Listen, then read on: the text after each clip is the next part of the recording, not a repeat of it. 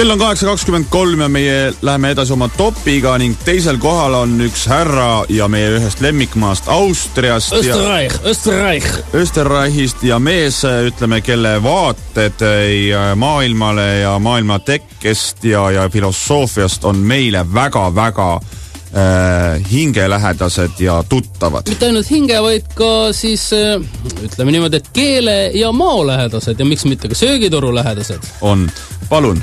Ja nimelt Austria ateist on siis poseerinud oma juhiloal peakattega tänu sellele, et tema religioon pastafarianism nõuab peakatte kandmist. Pastafarianism. Mees on siis pastafari. Jätke see endale meelde. Pastafarianism. Pastafarianism, ja nimelt on siis Austrias teadupärast juhiloa pildil peakatte kandmine keelatud ja lubatud on see ainult usulistel põhjustel ja Austria mees, Austria Nico Alm teatas selle peale siis, et tema on pastafari ning tema religioon nõuab ka peakatte kandmist. Ja pastafarianism on siis selline religioon, mille kohaselt on maailma loonud lendav spagetikoletis ning selle pastafarianismi eesmärgiks on eitada kõiki dogmasid. Ja pärast siis maailma esimese pastafari taotluse saamist tekkis võimudele siis küsimus, kas Austria mees Nico on üldse vaimselt terve ja võimeline autoga sõitma. Arstid uurisid teda ja kinnitasid selle peale, et mehe mõistusega on kõik korras ja Nico Alm tahtis lihtsalt seaduste vastu irooniline olla ja seetõttu tuli selle mõttega lagedale. Ja võttis siis aega 3 aastat, kuni siis Austria mehel õnnestus lõpuks juhiluba kätte saada.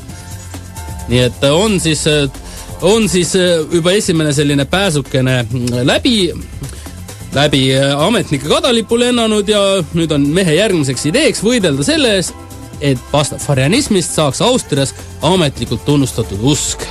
Ja mis siis on pastafarianism täpselt? Näiteks Wikipeedias on sellest pikk jutt, mida nad siis usuvad. Näiteks nad usuvad seda, nagu sa ütlesid, et eitavad kõiki dogmasid ja suur lendav spagettimonster on siis maailma loonud pärast seda, kui ta kõvasti jõi. On selline müüt, või siis ütleme siis... No ikkagi müüt. Ja näiteks pastafarianism räägib sellest, et taevas on õllevulkaan ja stripparite tehas. Ja põrg on põhiliselt samasugune nagu kristlastel peale selle, et seal on õlu ja stripparitel on suguhaigused. Muidu on kõik samasugune nagu põhimõtteliselt nagu taevas, mitte nagu kristlaste põrg, vabandust. Ja nad räägivad sellest, et piraadid on absoluutselt jumalikud olendid pastafarianismis ning nad peavad ka nii-öelda siis pühasid jõuluajal. Kui setud peavad paasapühi, siis pastafarid peavad pastapühi, eks ju. Ja mis nad teevad, on siis võtavad kõvasti kärakat.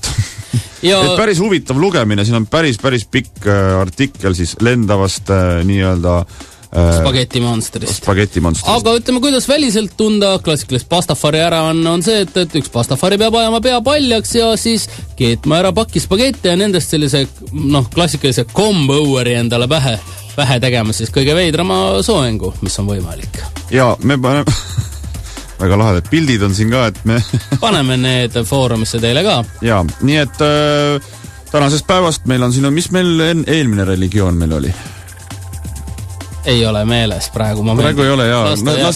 Me olime jeedirüütlid kunagi. Ja kunagi olime gregoriaanlikud episkopaal mingid mehed.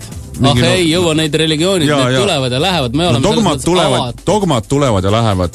Tänasest oleme me pastafarianistid.